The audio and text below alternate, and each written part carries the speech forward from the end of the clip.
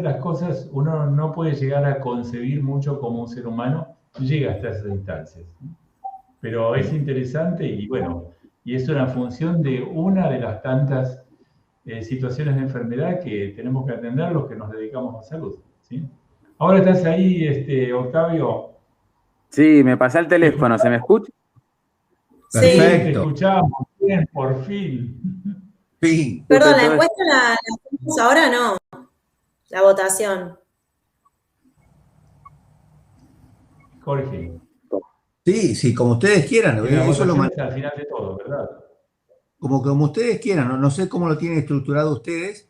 Esto es como Eh, un adendum de lo que ustedes están contando. Si querés, ya que Octavio está conectado desde el celular, a lo mejor podríamos escucharlo a él.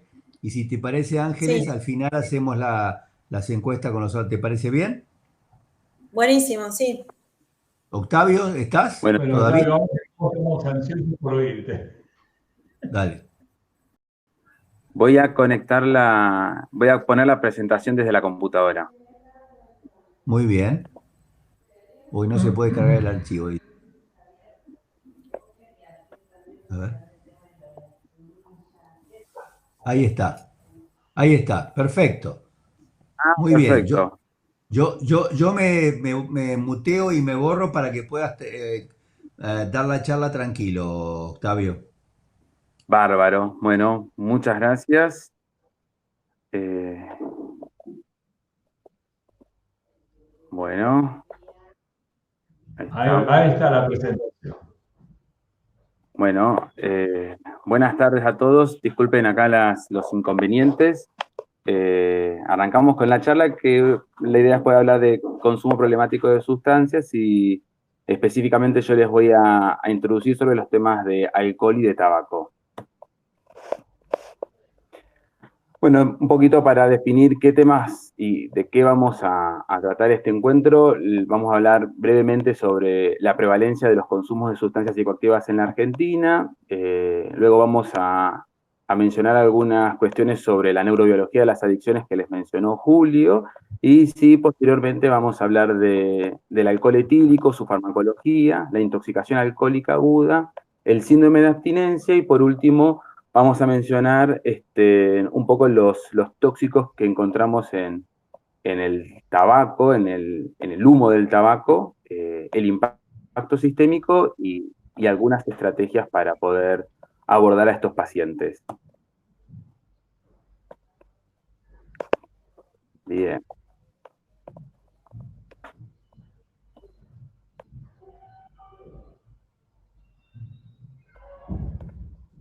perfecto.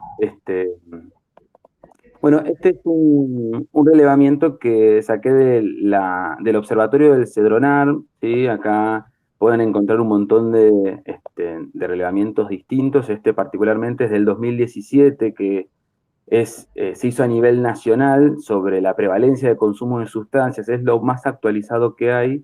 Y lo que se entrevistaron fueron hogares de toda la Argentina, particularmente la población de 12 a 65 años. Y lo que pudimos ver es que sin duda en la cabecera las sustancias que mayor prevalencia de consumo tienen son el tabaco y el alcohol. Esto es prevalencia de vida, o sea que un poco lo que termina definiendo es si las personas probaron, consumieron alguna vez esta sustancia, no habla específicamente del tipo de consumo que tienen, ¿no? Y vemos que la mitad de las personas entrevistadas consumieron un cigarrillo de tabaco alguna vez en su vida, el 80% consumió alcohol, y esto está por lejos, en comparación con otras sustancias psicoactivas, como vemos la marihuana, como vemos la cocaína o los analgésicos opioides, que son de las sustancias que más podemos encontrarnos en una consulta. Bien. Y metiéndonos un poquito en los circuitos neurológicos que participan en el consumo de sustancias, este circuito que está constituido por neuronas dopaminérgicas que tienen su soma a nivel hipotalámico en el área tegmental ventral, y que sus axones van a ir hacia distintas estructuras, pero una muy importante es el núcleo accumbens, forma parte de algo que se conoce como circuito dopaminérgico mesolímbico, y es un circuito que evolutivamente se incorporó dentro de los animales con el fin de poder lograr la prevalencia de la especie. Hay algunas actividades que van a estimular, activar este circuito, que tienen que ver con la alimentación, con el contacto social, con el sexo, con el descanso. Son conductas que liberan dopamina en el núcleo accumbens y generan una sensación de placer, de bienestar, de gratificación. Las sustancias de abuso lo que tienen es la capacidad de activar a este circuito en forma autónoma, como si fuese un hacker, ¿no? O sea, pueden como hackear este circuito y activarlo. Y si nosotros pudiéramos medir la cantidad de dopamina que se libera con alguna de estas conductas, y por ejemplo comparamos la cantidad de dopamina que se libera al comer un chocolate, en comparación con tener un orgasmo o en comparación con consumir cocaína, lo que encontramos es que el consumo de cocaína libera muchísima más dopamina que otro tipo de conductas. Entonces, lo que termina pasando en algunas personas es que pierden interés por otras actividades y su único interés es el consumo de la sustancia. Y como ven acá, estos circuitos se pueden activar o modificar a través de distintos puntos por distintas sustancias que lo que van a generar finalmente es la liberación de dopamina en el núcleo accumbens. Y ahora sí, hablando específicamente sobre el alcohol etílico, y entendiendo un poquito la sustancia en sí, el alcohol es un hidrocarburo, así que como todo hidrocarburo tiene la capacidad de moverse por todo el cuerpo, o sea, tienen la capacidad de atravesar membranas lipídicas fácilmente, pero tiene además la particularidad de tener un grupo funcional que es un oxidrilo. Y esto le da al alcohol una característica fundamental que es lo que lo convierte en un solvente universal, ¿sí? Porque esta molécula lo que va a poder hacer es organizarse como un micelio y poder movilizarse en los líquidos acuosos sin la necesidad de tener que unirse a ningún transportador, ¿no? Por eso es que el alcohol es una sustancia hemodializable y que lo que va a generar cuando ingresa dentro del organismo es alterar la solubilidad de las membranas biológicas, como la que vemos acá.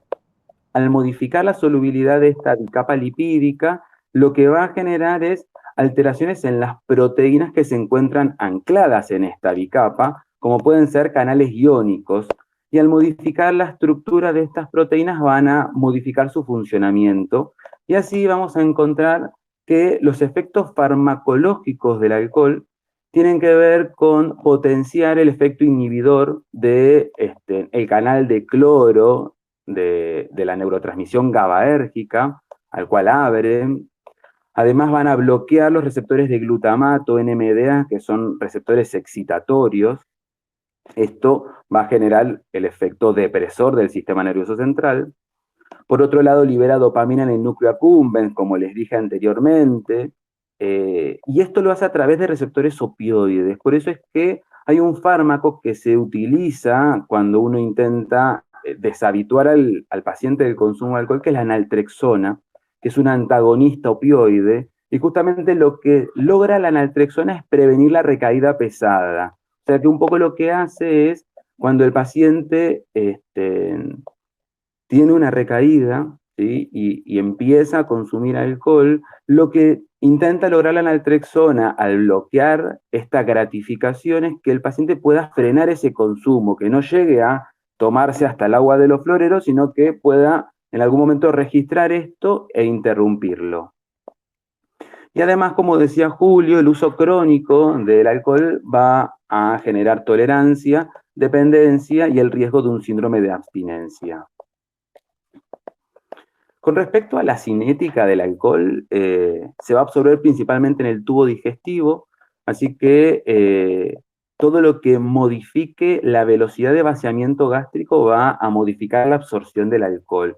Por eso cuando uno consume una bebida alcohólica sin haber comido ningún alimento, ese alcohol va a pasar rápidamente al duodeno y va a absorberse rápidamente, favoreciendo que esa persona se intoxique, ¿sí? En cambio, cuando el alcohol se acompaña de de un alimento graso, ¿no? que genera un retardo en el vaciamiento, esto hace que esa absorción sea mucho más lenta, al igual que cuando se consumen bebidas de alta graduación alcohólica, ¿no? Más de 20 grados genera pilorospasmo y esto también reduce la velocidad de absorción del alcohol. Una vez que el alcohol ingresa, ¿sí? Se va a distribuir por todo el organismo, algo que me parece importante que podamos tener en cuenta a la hora de pensar en un paciente en que consume alcohol, es poder medir los gramos de alcohol ingeridos, es una forma de poder objetivar ese consumo. Y la fórmula que se utiliza para poder medir esto o calcular esto, lo que relaciona es el volumen de bebida ingerido, o sea, cuántos mililitros o centímetros cúbicos toma diariamente ese paciente. A eso se lo multiplica por la graduación alcohólica. Por ejemplo, si es cerveza, habitualmente la cerveza tiene entre un 5 y un 6 grados de alcohol. Eso se lo multiplica por 0,8, que es la densidad del alcohol, y dividido 100 nos va a dar la cantidad de gramos de alcohol que ingiere esa persona diariamente. Y a partir de esto me gusta introducir un concepto que es el de bebida estándar, que justamente una bebida estándar lo que contiene es aproximadamente 13 gramos de alcohol. ¿Y qué reconocemos como bebida estándar? Por ejemplo, una lata de cerveza de las clásicas, no las de 330 mililitros, no las de ahora que son de medio litro. Un cóctel de fruta, que va a ser un licor junto con un jugo de fruta. Una copa de vino de 140 mililitros o una medida de whisky de 40 mililitros. Cada una de estas representa una medida estándar. Y si una persona estándar, que sería un varón de 70 kilos, toma una medida estándar, lo que va a alcanzar es una concentración de alcohol en sangre de 43 miligramos de litro. ¿Sí? Si recordamos, en Argentina todavía hay algunos lugares en donde se permite manejar habiendo tomado una bebida alcohólica y el límite permitido es de 50 miligramos decilitro o 0,5 gramos litro. O sea que podríamos pensar que tomando una bebida estándar prácticamente se alcanza el límite para manejar. Y además de esto, ¿sí? Como les decía anteriormente, el alcohol va a movilizarse libremente por todo el organismo, junto con esto la placenta, así que el feto va a alcanzar concentraciones de alcohol similares a las de la madre.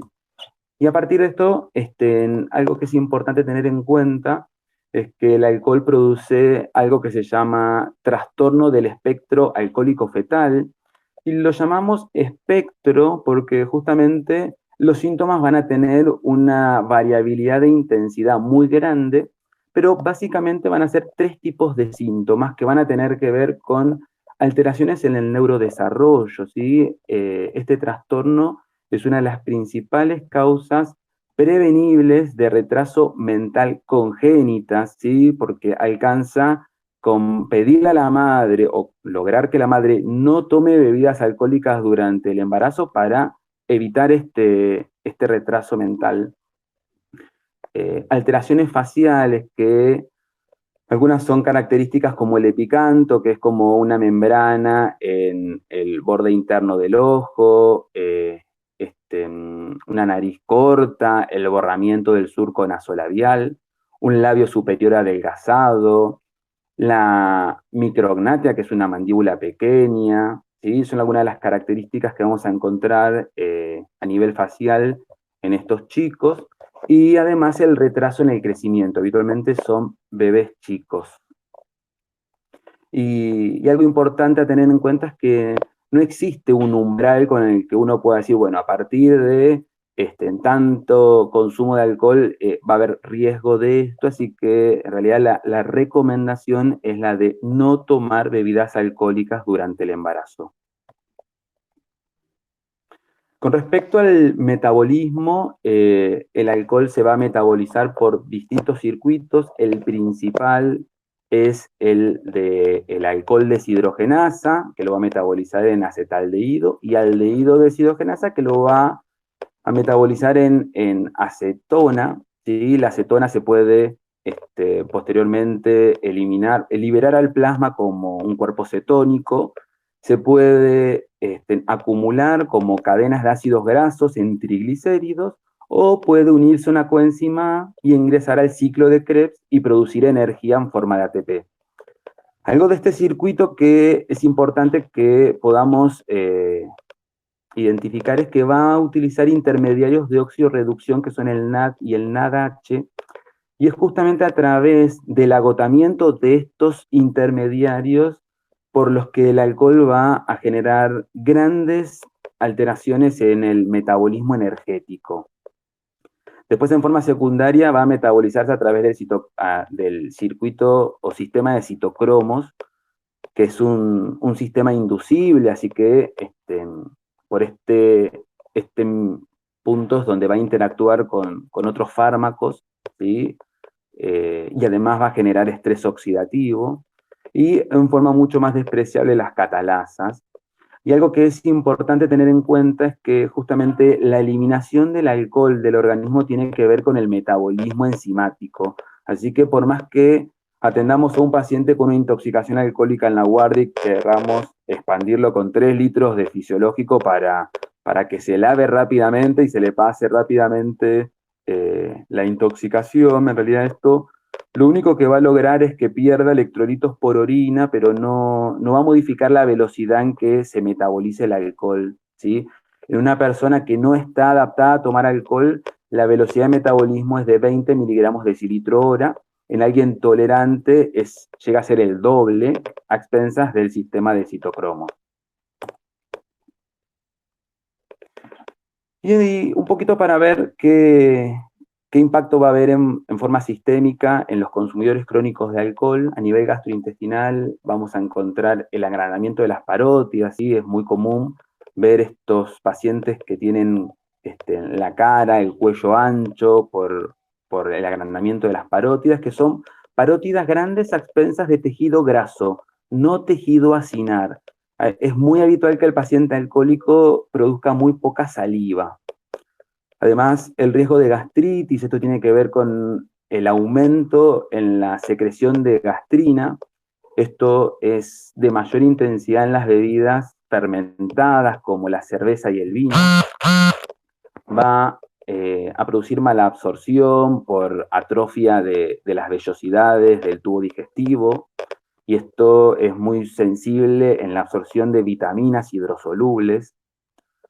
Pancreatitis aguda y crónica, que la verdad es un poco discutido el mecanismo, pero algo de lo que se reconoce o se plantea es que el alcohol pueda interferir en la permeabilidad del esfínter de Oddi, que pueda generar espasmos en situaciones en donde se produce una secreción de enzimas pancreáticas, y esto genere la activación intrapancreática de las enzimas y, por lo tanto, la pancreatitis.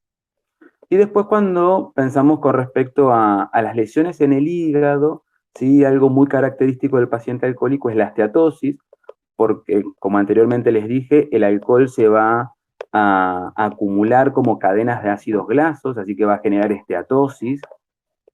Y en algunos momentos esta esteatosis va a desencadenar un fenómeno inflamatorio, que lo vamos a llamar una hepatitis alcohólica, que se va a caracterizar en la gran elevación de transaminasas.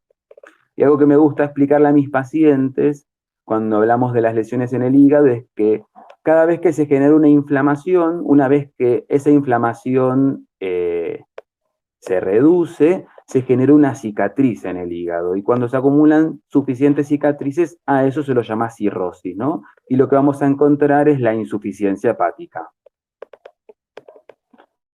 Con respecto al impacto cardiovascular, el alcohol va a generar un daño cardiovascular y esto va a ser a expensas de producir hipertensión arterial, y algo que habitualmente hay varios trabajos, a los cardiólogos les encanta recomendar la copita de vino diario para reducir el riesgo cardiovascular. Y la verdad que cada vez los estudios muestran que la verdad que el alcohol no reduce el riesgo cardiovascular, que esto puede estar asociado a otros componentes de las bebidas, como pueden ser los taninos o los flavonoides, por ejemplo, que se encuentran en las uvas, y que esto produzca un efecto antioxidante, antiagregante, que pueda participar en esta reducción del riesgo, pero sin duda no existe evidencia para poder sugerirle a una persona tomar una bebida alcohólica para reducir el riesgo cardiovascular.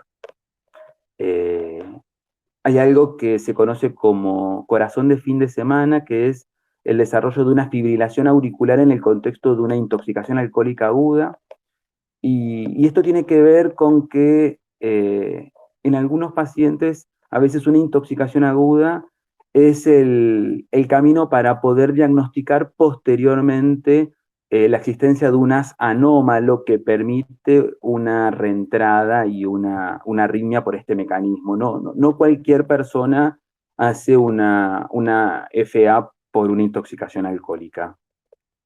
Y obviamente que el daño vascular va a llevar a la miocardiopatía y al riesgo de un accidente cerebrovascular. Con respecto al daño neurológico, el alcohol es una causa de demencia, ¿sí? El alcohol está fuertemente asociado a la demencia de inicio temprano, ¿sí? Antes de los 65 años. En general existe un trastorno de consumo de alcohol asociado en estos pacientes, es muy frecuente. Y esto tiene que ver un poco también con el riesgo vascular que les mencionaba anteriormente también, ¿no? Y algunas otras características, como algunas lesiones que podemos encontrar, particularmente por el consumo de alcohol, como puede ser el síndrome de Wernicke-Korsakoff, que esto tiene que ver específicamente con el déficit de tiamina, que es la vitamina B1, y que vamos a encontrar una forma aguda, reversible, que es la encefalopatía de Wernicke, y una forma crónica e irreversible que se la conoce como enfermedad o psicosis de Korsakoff. Y en general la encefalopatía de Wernicke tiene una triada clínica característica que tiene que ver con alteraciones oculomotoras, que lo más común es encontrar un tercer par, como se ve en la foto, en la imagen, confusión y ataxia, que la ataxia suele ser de tronco, entonces en general al paciente le suele producir alguna dificultad para caminar. Y algo que dificulta el diagnóstico es que estos síntomas suelen fluctuar en la evolución, ¿sí? Entonces a veces es difícil encontrarlos a los tres juntos. Nos puede pasar que de pronto encontramos un tercer par que después desaparece, después el paciente está confuso, pero después mejora, ¿sí? Por eso es importante tener una fuerte sospecha de esta encefalopatía para tratarla empíricamente cuando la sospechamos. Bueno, la pelagra tiene que ver con el déficit de la niacina, y esto va a generar lesiones en la piel, además de confusión y diarrea, ¿sí? En las zonas fotoexpuestas también se asocia con la malnutrición. La enfermedad de Marchand-Fanning, que se caracteriza por una necrosis del cuerpo calloso, y esto va a tener como expresión clínica, además de las fallas cognitivas, alteraciones en el lenguaje y en la marcha. Bueno, va a producir mielinólisis pontina y extrapontina, porque el alcohol es una sustancia que es osmóticamente activa, por eso es muy importante tener mucho cuidado a la hora de reponer sodio en un paciente consumidor crónico de alcohol, ¿sí? Porque son mucho más susceptibles a estas lesiones. La polineuropatía, que es muy común, una polineuropatía en bota, ¿sí? En general suelen tener hormigueo o calambres a nivel de los pies, y la disautonomía alcohólica, donde el síntoma más común es la hipotensión ortostática. Dentro de lo endocrino y metabólico, ¿sí? En el varón vamos a encontrar rasgos feminizantes, atrofia testicular, que esto tiene que ver con la alteración del hígado para poder metabolizar los estrógenos suprarrenales. En la mujer, alteraciones menstruales, atrofia mamaria, hiperprolactinemia, hipotiroidismo subclínico, la inhibición de la hormona antidiurética, que esto es común en la intoxicación alcohólica por los fenómenos osmóticos que produce el alcohol, y es muy común que el paciente se ponga poliúrico, ¿sí? La intoxicación alcohólica produce deshidratación, artritis gotosa, que eso tiene que ver con la gran producción de purinas, ¿sí? El gran recambio de purinas que genera ácido úrico, y la anemia macrocítica por el déficit vitamínico. Y un método que me parece muy, muy simple y interesante para poder utilizar en la práctica para el screening de consumo problemático de alcohol es el CAGE.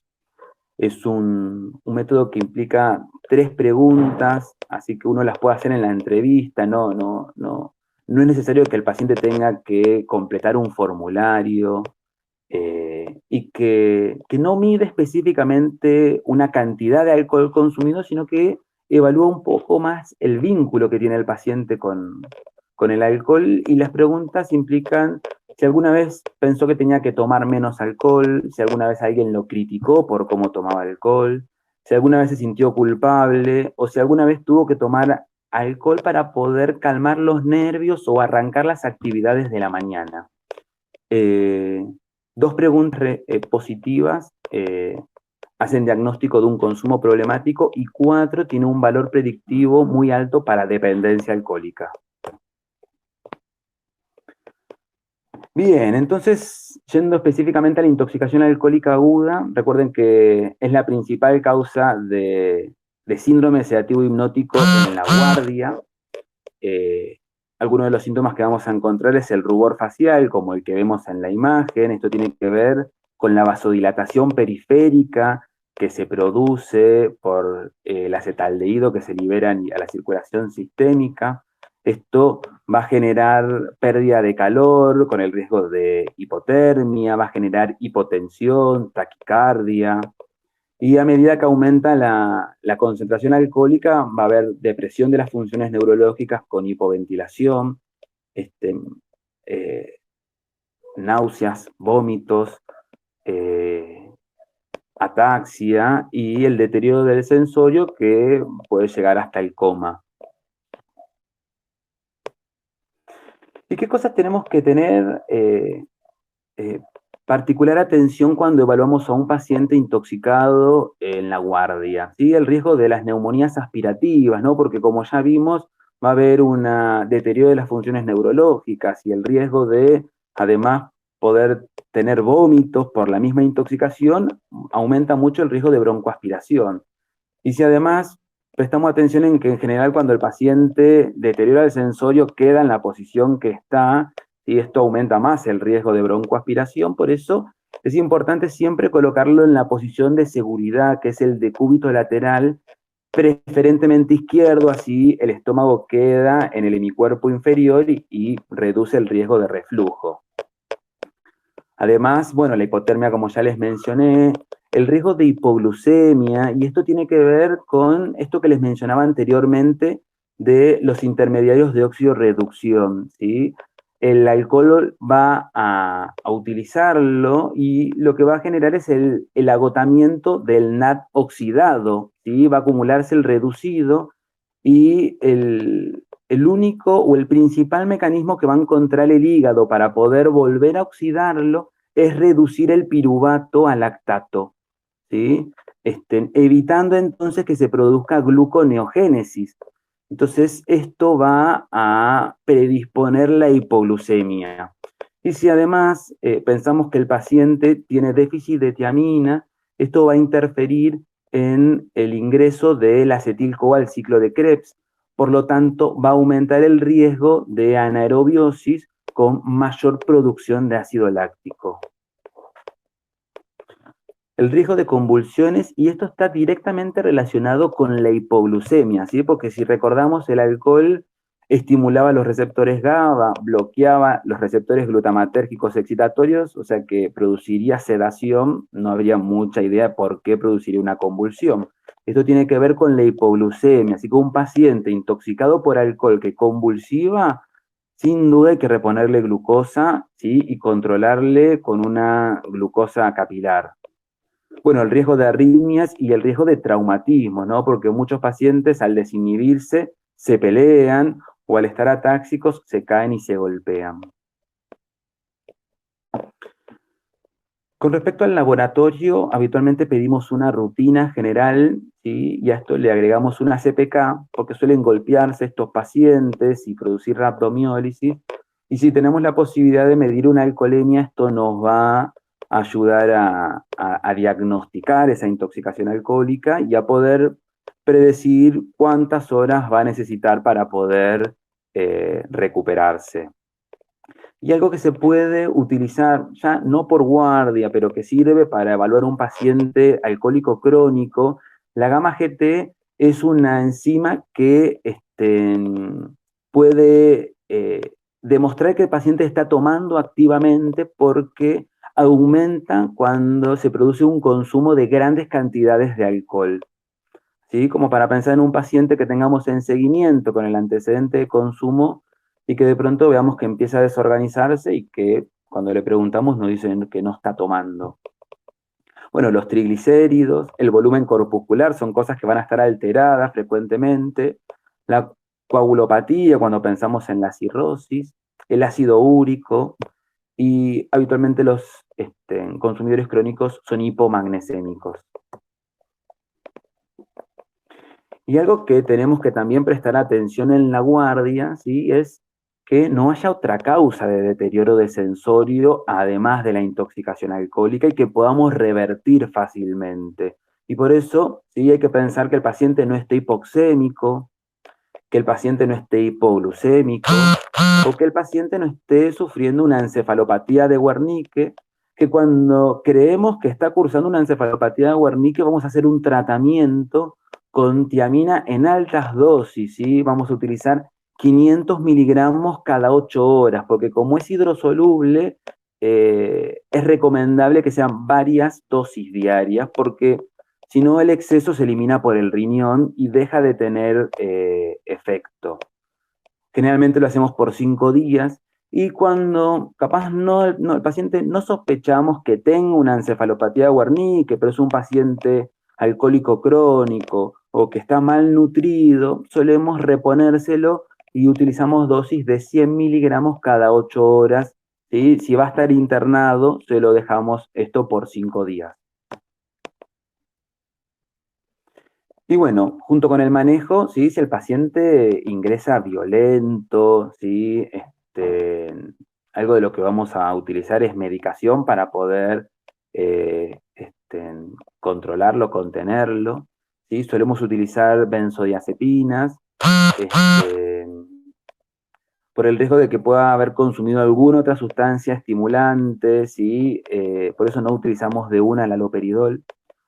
Más que si estamos en una guardia, podemos controlarle la saturación y poder monitorizarlo si es que llega a sedarse excesivamente.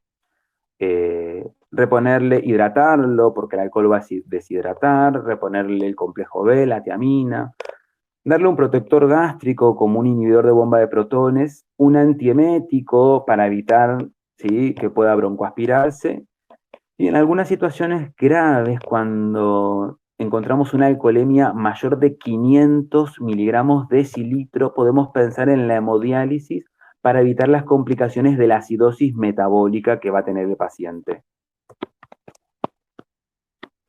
Bien, y ahora pasando a lo que es el síndrome de abstinencia alcohólica, el DSM, que es el Manual de Patologías Psiquiátricas, lo va a definir como un paciente que interrumpa o disminuya, porque no hace falta que lo interrumpa por completo, un consumo prolongado en grandes cantidades de alcohol, y además de esto, que presente dos síntomas que puedan ser taquicardia o sudoración, temblor, náuseas o vómitos, insomnio, ansiedad, agitación, alucinaciones que puedan ser táctiles, visuales o auditivas, o convulsiones, ¿sí? Con esto podemos hacer un diagnóstico de un síndrome de abstinencia alcohólica.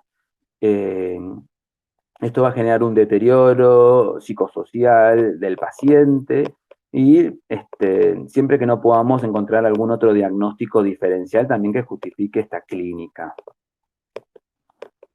Esto va a tener que ver con las modificaciones en los circuitos neurológicos que les mencionaba, ¿sí? El paciente consumidor crónico va a desarrollar un down regulation de los receptores GABA y un up regulation de los NMDA. Esto va a generar una gran excitabilidad en el sistema nervioso central cuando reduce la cantidad de alcohol. Además puede haber una descarga de noradrenalina por parte del locus ceruleus cuando se reduce la cantidad de dopamina a nivel de este núcleo neurológico. Y algo que va a pasar cuando el paciente sufra episodios repetitivos de abstinencias alcohólicas, esto va a generar daños permanentes en los sistemas de neurotransmisión, y a esto se lo va a reconocer como algo que se llama fenómeno de Kindling, y que es lo que va a favorecer a la larga el riesgo de desarrollar un delirium tremens, o que el paciente en algún momento pueda debutar sus abstinencias con convulsiones. Una herramienta que utilizamos para evaluar la abstinencia alcohólica es este score que se llama de Siward, que evalúa 10 síntomas del paciente. Esto lo podemos hacer al lado de la cama, y le va a dar un puntaje de 0 a 7 a cada síntoma, ¿sí? Siendo 0 que no presenta el síntoma, o 7 si lo presenta en su mayor magnitud.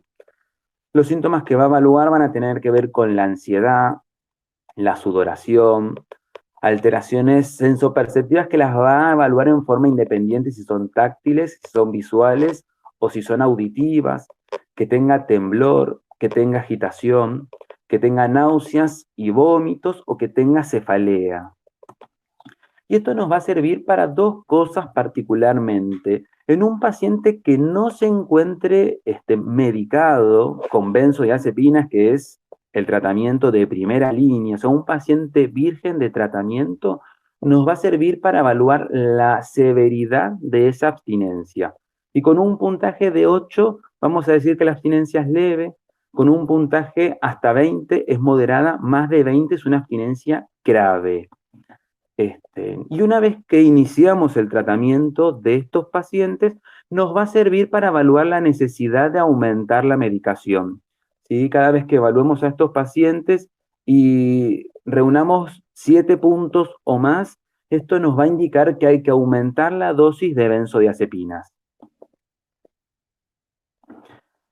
Y cuando pensamos en el delirium tremens, obviamente que pensamos en la peor complicación que podamos encontrar en una abstinencia alcohólica, ¿sí? El delirium tremens tiene una mortalidad cercana al 15% sin tratamiento, y es una complicación que va a aparecer en el transcurso de el síndrome de abstinencia. Generalmente el delirium tremens suele aparecer cercano al segundo a tercer día de evolución de esa abstinencia alcohólica.